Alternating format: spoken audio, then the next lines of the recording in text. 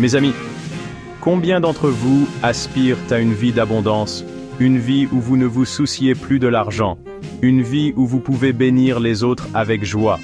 Vous savez, l'abondance dont je parle n'est pas seulement financière, c'est une abondance de joie, de paix et d'amour. C'est une vie vécue en harmonie avec Dieu, une vie où ses bénédictions se déversent sur vous. La Bible est remplie de promesses d'abondance pour ceux qui la recherchent selon ses voies. Elle nous donne des principes clairs, des guides pour naviguer dans le monde financier et vivre une vie de prospérité. Aujourd'hui, je veux partager avec vous 9 de ces principes. Ne les voyez pas comme de simples règles, mais comme des clés qui peuvent déverrouiller les portes de l'abondance que Dieu a réservées pour vous. Êtes-vous prêt à les recevoir? Proverbe 3, versets 9 à 10 nous dit: Honore l'Éternel avec tes biens et avec les prémices de tous tes produits.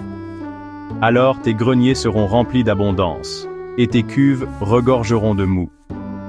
Lorsque nous plaçons Dieu au centre de nos vies, y compris dans nos finances, nous reconnaissons que tout ce que nous avons vient de lui.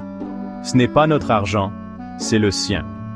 En honorant Dieu avec nos biens, en donnant la dîme et en étant généreux envers les autres, nous démontrons notre confiance en sa provision.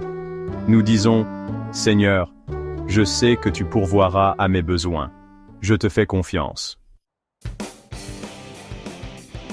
Luc 16, verset 10 nous rappelle: Celui qui est fidèle dans les moindres choses l'est aussi dans les grandes. Dieu nous teste souvent avec le peu que nous avons pour voir comment nous le gérons. Sommes-nous fidèles avec nos finances, même si ce n'est qu'une petite somme?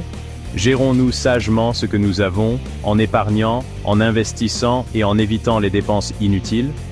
Notre fidélité dans les petites choses démontre à Dieu que nous sommes prêts pour plus. Il y a plus de bonheur à donner qu'à recevoir, dit Acte 20, verset 35. La générosité n'est pas une question de montant, mais d'état d'esprit. C'est l'attitude du cœur qui veut bénir les autres. Lorsque nous donnons avec joie et sans attendre de retour, nous ouvrons les écluses du ciel. Dieu aime un cœur généreux et il promet de le remplir abondamment. Chapter 4. Dans Matthieu 6, verset 33, Jésus nous dit: Cherchez d'abord le royaume de Dieu et sa justice, et toutes ces choses vous seront données par-dessus.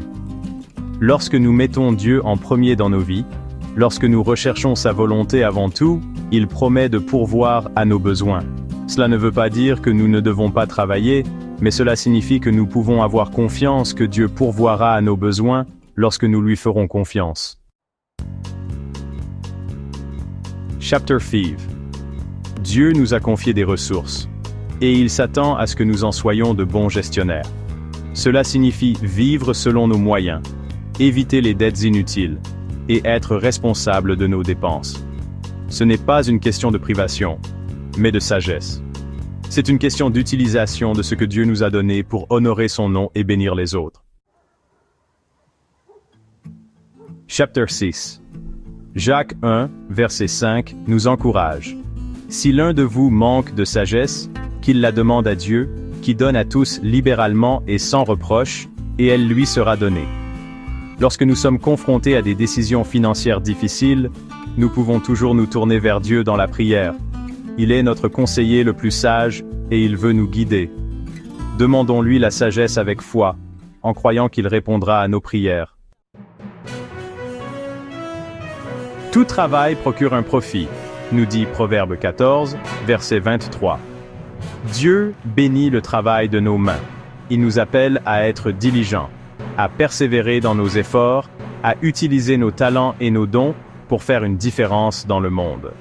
Le succès financier ne vient pas du jour au lendemain, mais par la persévérance, le travail acharné et la confiance en Dieu.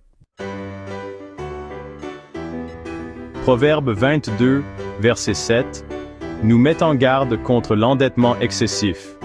Le riche domine sur les pauvres, et celui qui emprunte est l'esclave de celui qui prête. Vivre avec des dettes peut nous voler notre paix et notre liberté. Dieu désire que nous soyons libres de gérer nos finances avec sagesse et de bénir les autres généreusement. En toute chose, rendez grâce, nous dit 1 Thessaloniciens 5, verset 18. La gratitude est une arme puissante.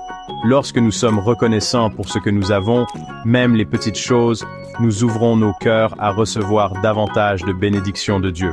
Remercions Dieu pour sa fidélité, sa provision et son amour inconditionnel. Attirer l'abondance financière en Christ commence par avoir une relation authentique avec Dieu en mettant en pratique les principes bibliques de sagesse, de générosité, de gestion et de foi. L'abondance, selon Dieu, ne se limite pas aux biens matériels mais englobe la paix, la joie et la prospérité spirituelle. Si tu mets Dieu en premier, que tu sois fidèle, généreux, sage dans tes finances et que tu fasses preuve de persévérance, tu verras l'abondance se manifester dans ta vie. N'oublie pas que Dieu connaît tes besoins et il pourvoira toujours selon sa volonté parfaite. Fais-lui confiance, marche dans ses voies et prépare-toi à vivre une vie d'abondance en lui.